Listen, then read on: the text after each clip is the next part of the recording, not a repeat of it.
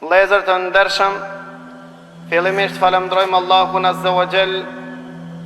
I cili na zgjati jetën dhe lutim Allahun Azza wa Jall që të na mundson që ta përjetojmë muajin Ramazan në atë mënyrë siç don Allahu Azza wa Jall. Dhe ne më tej vazhdojmë të flasim mbi shenjat e vogla të Kiametit,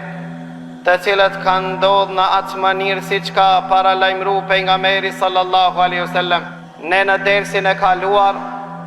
përjetuam disa ndodhi të tmerrshme që ndodhen në qytetin e pejgamberit sallallahu alaihi wasallam.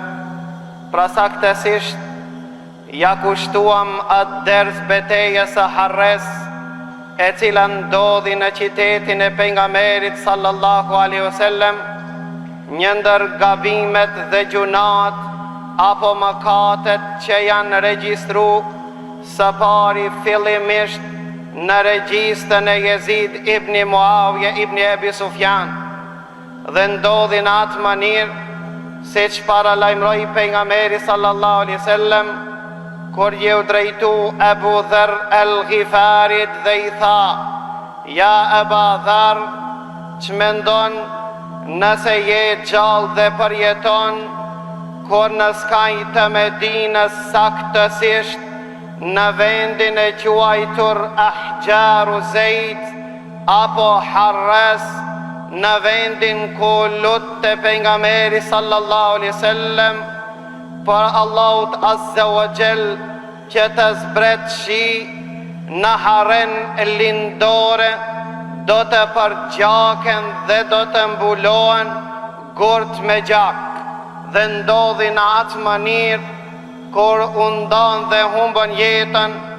afërsisht 700 nga shokët e pejgamberit Allahut dhe nga pasardhësit e tyre. Gjunajnë të cilën e barti apo flamurin dhe guximin e mor në dorë Muslim ibn Uqba al-Murri, për të cilin pejgamberi sallallahu alaihi wasallam, siç thamë me një hadith të vërtet, parat dhe të ngjashmit tha pejgamberi sallallahu alaihi wasallam: "Ai cili ka guxim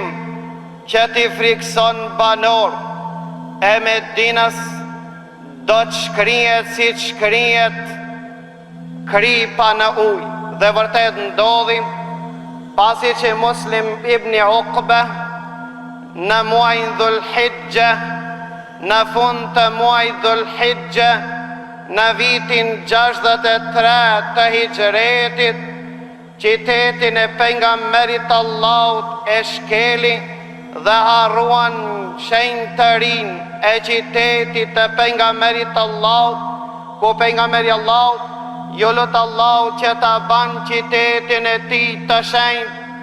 dhe është e ndaluar që në qytetin e pejgamberit Allahut të zhvillohet luftë. Muslim ibn Uqba al-Murri me komandën e Jezid ibn Muawija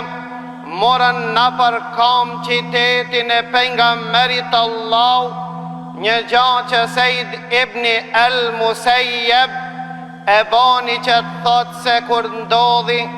fitnja e parë në Medinë, nuk metën gjallë as një sahabi që pa të prezentu dhe pa të marrë pjesë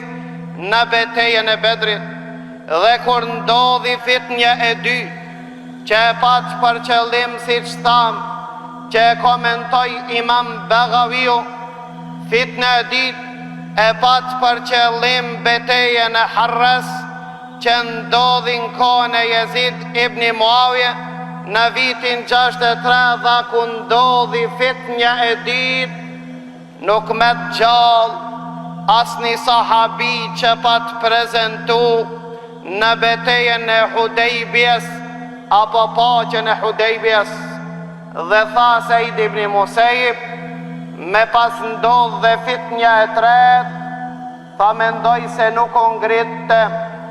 nga qyteti pejgamberit Allahut e të mese gjallë një njeri që në zemrën e tij ka një grimc hajri,